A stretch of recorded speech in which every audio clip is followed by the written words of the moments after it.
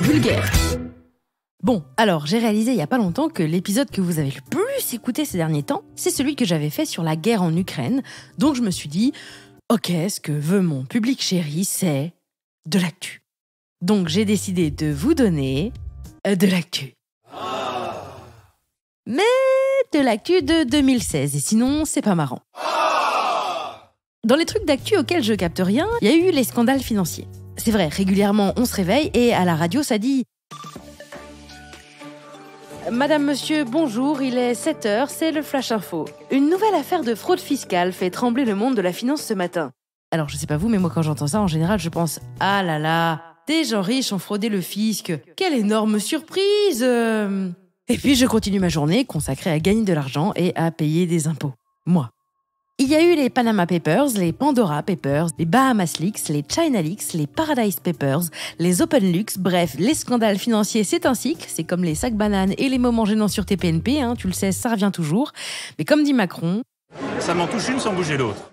Mais quand j'apprends que Shakira, la Shaki, comme on ne l'appelle nulle part, eh bien quand on sait qu'elle risque 8 ans de prison pour fraude fiscale, je me dis yolololololé, certes, mais aussi que j'ai envie de m'intéresser à ces affaires et de comprendre ce que c'est et ce que ça signifie. C'est pourquoi j'ai décidé de faire des recherches, non sur la dernière en date et celle qui incrimine la Shaki, mais sur celle qui a fait le plus de bruit, c'est-à-dire les Panama Papers. Moi, les Panama Papers, je savais pas de quoi il s'agissait du tout. Du coup, j'ai regardé sur Internet et je vais vous expliquer ce que j'ai compris. Les Panama Papers, c'est un scandale financier qui a donc été dévoilé en avril 2016, mais qui commence près d'un an plus tôt en Allemagne, où le journal Süddeutsche Zeitung, qui veut dire Journal sud-allemand.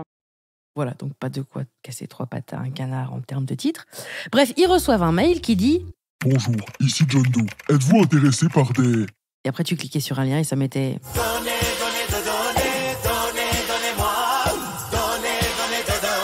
Dieu vous le rendra. » Oui, bon, ok, il n'y avait pas le coup du lien sur lequel tu cliquais. Et après, ça amenait sur un clip de Enrico Macias qui faisait de la air guitare sur sa chanson « Le mendiant de l'amour », mais enfin, avouez que c'est quand même bien dommage. Donc un mec qui s'auto-appelle John Doe propose des données. John Doe, c'est comme ça qu'on appelle une personne qui souhaite garder son anonymat. Se faire appeler John Doe, si vous voulez, c'est comme signer X. Ou signer ta X qui veut dire John Doe. Son nom, il le signe à la pointe de l'épée, d'un Z qui veut dire Zorro. Donc John Doe propose des... Et le journaliste allemand qui lit le mail dit « Oui, merci ». John Doe répond alors sur la messagerie qui est cryptée « Il y a quelques conditions. Ma vie est en danger. Nous communiquerons de façon codée. Nous ne nous rencontrerons pas. Ce que vous publiez est votre affaire. » Pourquoi faites-vous ça ? Je veux que ces délits deviennent publics. Après, dans les journaux, ils le racontent pas, mais j'imagine qu'ils ont dû avoir un échange du genre Pas Dropbox ? Non, mais passe par WeTransfer. Ouais, mais j'ai trop de données, ça passera pas. Ah merde. Ouais, relou. Tu connais grosfichier.com ? Ah non, attends, je regarde. Ah oui, ça marche. C'est quoi ton mail ? journaliste.allemand@journalsudallemand.fr. Ça marche pas. Ah merde. C'est bien journaliste.allemand@journalsudallemand.fr. Ah merde, quel con, c'est .de. Ah ah, je te renvoie ça, Macaille. Lol. Ah là là, Internet, c'est vraiment marrant. Et là, John Doe donne ses données. Dites-le très vite et vous verrez, c'est presque du beatbox. Données. Et ces données, c'est 2,6 teraoctets d'infos. Alors, 2,6 teraoctets, c'est 2600 gigas. Je veux te dire que pour sauvegarder tout le bazar, il faut genre 17 932 mini-disques. Bref, faut connaître les mini-disques. Mais en gros, faut en effacer des albums de Jamiroquai pour le télécharger en entier. Ces données, ça correspond à 11,5 millions de documents, de mails, de relevés de compte, de copies de passeports, de cartes d'identité. En gros, c'est les contrats d'une société qui s'appelle Mossack Fonseca et ils ont été passés entre 1977 et 2015 et ça porte sur 214 488 structures offshore. Je sais, ma dernière phrase n'a aucun sens si on s'y connaît pas un peu. En gros, ce que John Doe a transmis, c'est ce qu'on est censé ne jamais voir. Par exemple, quand vous faites un prêt à la banque, on vous demande tout un tas de documents, une copie de votre acte de naissance, de votre permis, vos 3 derniers relevés de compte, votre dernière fiche de paye, etc., etc. Tout ça, c'est conservé par la banque. Pareil, tous les mails que vous échangez avec votre banquier, ils sont conservés aussi. Bon bah là, les 11 millions de documents, c'est ça. C'est les documents et échanges en rapport avec 2488 clients. Mossack Fonseca, je vous en ai parlé, c'est pas une banque, mais c'est un cabinet d'avocats qui gère toutes ces sociétés, qui sont donc des sociétés offshore. Offshore, ça veut dire au large, donc au loin, dans la mer. Donc maintenant, je vous préviens, on va parler fiscalité, c'est-à-dire tout ce qui se rapporte aux impôts, comment on les perçoit et surtout combien on prend. En fait, il y a des endroits dans le monde où la fiscalité est super avantageuse pour les sociétés. Ce sont des endroits où il y a très peu, voire pas d'impôts pour les entreprises. Alors, je vous donne des exemples d'endroits où ils ont dit YOLO sur l'impôt. Il y a les Seychelles, les îles Fidji, les îles Samoa, ou leur voisine, qui est évidemment mon île préférée, on va pas se mentir, l'île de Nouilles. Parce que c'est rigolo d'imaginer une île en nouilles, quoi. Ah, et aussi, bien sûr, il y a le Panama.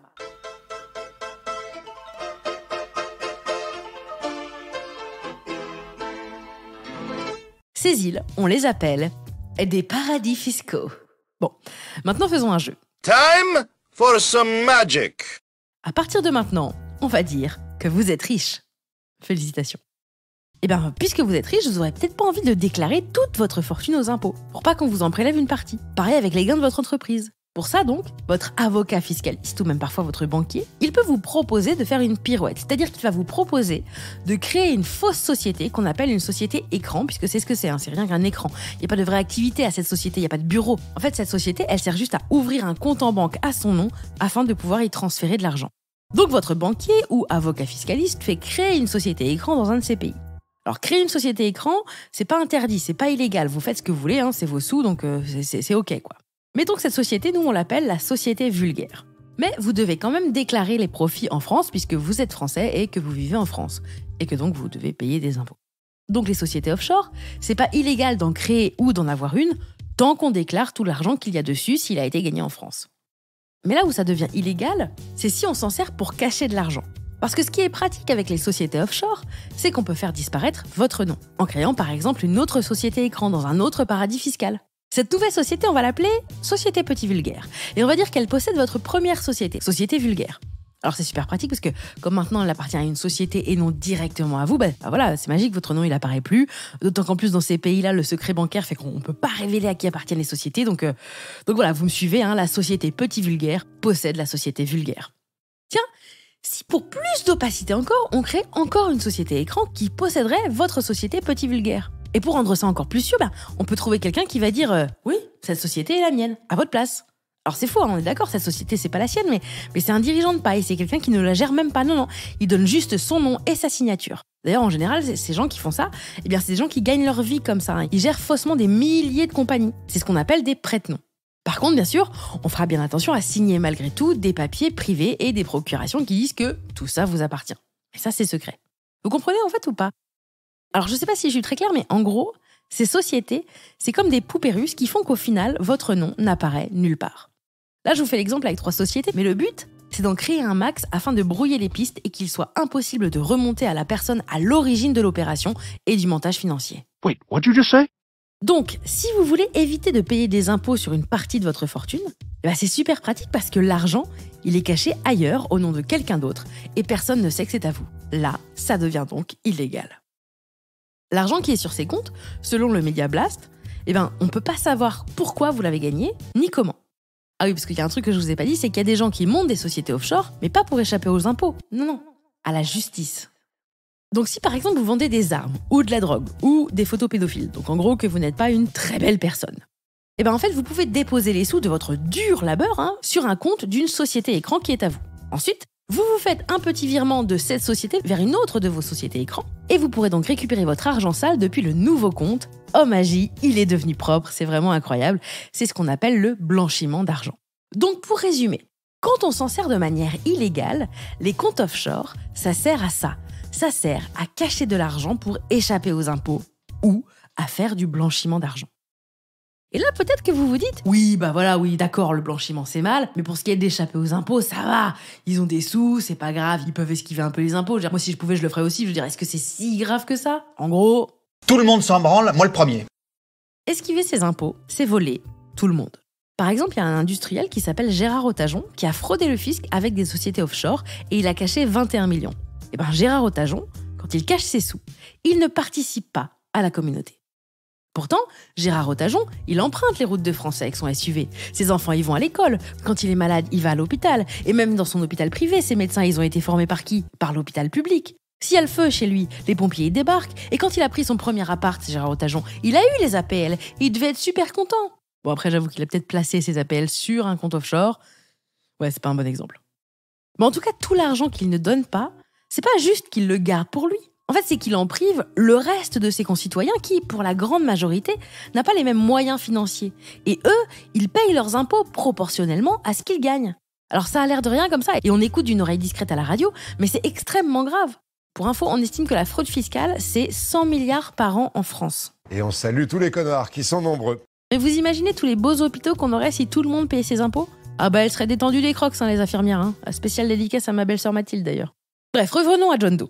Donc notre John Doe, il envoie 11,5 millions de documents qui prouvent que Mossack Fonseca, un cabinet d'avocats qui crée et administre des sociétés offshore, réussit à utiliser la loi pour la détourner et rester dans les clous en aidant des gens à avoir des activités illégales.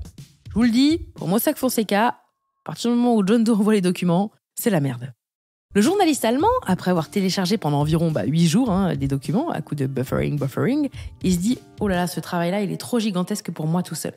Heureusement, ce journaliste allemand qui s'appelle Bastian Obermeier, il fait partie d'un club de journalistes d'investigation qui s'appelle le Consortium international des journalistes d'investigation. Alors, selon dictionnairejuridique.com, un consortium est une entente entre plusieurs personnes, associations ou entreprises en vue d'une coopération pour l'exécution d'une ou plusieurs opérations. Non mais je le dis parce que c'est vrai qu'on n'est pas forcément au courant de ce que ça veut dire consortium. Moi, j'ai pas l'habitude de dire le mot consortium. Mais en tout cas, maintenant, je vais essayer de l'utiliser. Donc, par exemple, maintenant, je ne dirai plus « j'ai rendez-vous avec mes potes pour un pique-nique ». Non, je dirais que je fais partie d'un consortium de déjeuner hors les murs. C'est plus classe. Donc, bref, le consortium de je sais pas quoi, là, c'est un groupe de journalistes d'investigation du monde entier. Et les Allemands, ils appellent tout le monde et ils disent « rendez-vous à Washington en secret ». Et là-bas, ils disent « bon, voilà, on va préparer un PowerPoint secret pour vous parler d'un scoop secret sur lequel on aimerait que vous nous aidiez secrètement à travailler secrètement. Est-ce que vous avez bien pris votre clé USB secrète ?» Il leur file alors les 11 millions de documents en disant « voilà, on bosse dessus et on voit ce qu'on découvre ». Cette enquête, en vrai, elle a mobilisé 370 journalistes dans le monde entier. C'est ce qu'on appelle le plus gros escape game du monde. Je sais même pas si elle est finie, cette enquête, tellement il y avait de dossiers à analyser. Ils ont même travaillé avec un logiciel spécial qui lisait les documents et faisait des regroupements à la place des yeux humains. En France, c'est Le Monde et Cache Investigation qui ont participé à cette enquête, ce qui veut dire que oui, on a des vidéos de notre mère à tous, Élise Lulu, qui va voir des gens et qui leur dit « Bonjour monsieur, Élise Lulu, Cache Investigation, ça va? Tranquille la vie avec tes millions à nouilles ?» L'île de nouilles, vous vous rappelez? Les Panama Papers sont donc sortis après 1 an d'enquête mondiale, en avril 2016, et ils ont révélé que Jérôme Cahuzac, Patrick Balkany, Arnaud Claude, l'associé de Nicolas Sarkozy, Dominique Strauss-Kahn, Jean-Marie Le Pen, l'éditeur Jacques Léna, la Société Générale, la banque Edmond de Rothschild, Lionel Messi, Michel Platini, Jackie Chan, Pedro Almodovar, des chefs d'État et des ministres du monde entier encore activité, et même Emma Watson avait des comptes offshore. Oui, Hermione. En fait, avec ses sous, elle a fait « Evanesco !» C'est le sort pour faire disparaître les trucs dans Harry Potter. Elle s'est défendue à travers son agent qui a déclaré « Emma, comme beaucoup de personnalités publiques, a créé une société offshore dans le seul but de protéger son anonymat et sa sécurité. Les entreprises britanniques sont obligées de publier publiquement les détails sur leurs actionnaires et, ainsi, ne donnent pas un anonymat nécessaire pour protéger sa sécurité personnelle qui a été mise en péril à cause de telles informations rendues publiques par le passé. Les entreprises offshore ne publient pas les détails à propos de leurs actionnaires. Emma n'a, à aucun moment, reçu des avantages fiscaux ou financiers de la part de cette structure offshore, seulement des avantages en lien avec sa vie privée. » Ah, je vous ai dit qu'il n'y avait aucun avantage, je me suis peut-être trompée. Visiblement, il y a un avantage en lien avec la vie privée. Bon, en tout cas, elle n'a pas été inquiétée par la police. John Doe, lui, on ne sait toujours pas qui c'est. Il est réapparu en 2016 avec un manifeste dans lequel il a dit en gros « L'évasion fiscale, c'est de la merde ». Alors beaucoup se demandent comment il a fait pour avoir toutes ces informations. Pour certains, c'est un employé de la firme Mossack Fonseca. Pour d'autres, c'est un hacker. J'ai lu d'ailleurs sur un site spécialisé en informatique que le moins que l'on puisse dire, c'est que le cabinet spécialisé dans les montages d'évasion fiscale l'est beaucoup moins en matière de cybersécurité. Et à un degré qui, dans certains cas, ne cesse pas de surprendre. Oui, a priori, vraiment, tout était corrompu. Genre les mails, tout, il n'y avait rien qui allait, quoi. Il n'y a pas longtemps, à travers le journaliste allemand avec qui il est en contact, même si le journaliste dit qu'il ne sait pas qui est John Doe, c'est toujours un mystère pour lui, eh bien John Doe a donné une interview qui est sortie en juillet et dans laquelle il dit qu'il craint pour sa vie.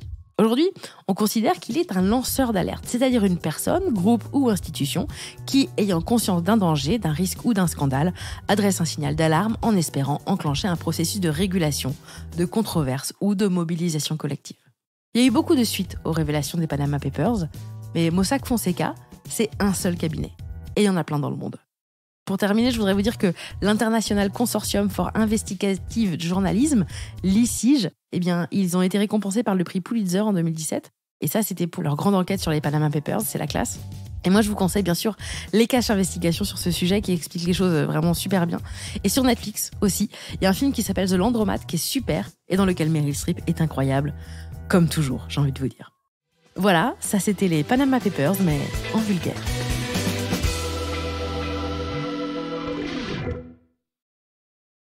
Ah, et sinon moi, je m'appelle Marine Baousson. J'ai écrit, enregistré et produit ce podcast d'après des articles et des vidéos dont vous pourrez trouver les références dans les petites infos qui l'accompagnent.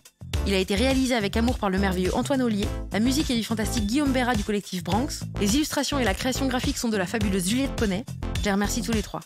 Enfin, Vulgaire, c'est tous les lundis. Alors abonnez-vous pour ne rater aucun épisode. N'hésitez pas d'ailleurs à commenter, à mettre des étoiles, à vous abonner à mon Instagram et à bien vous brosser les dents tous les jours. C'est hyper important. Gros bisous et merci.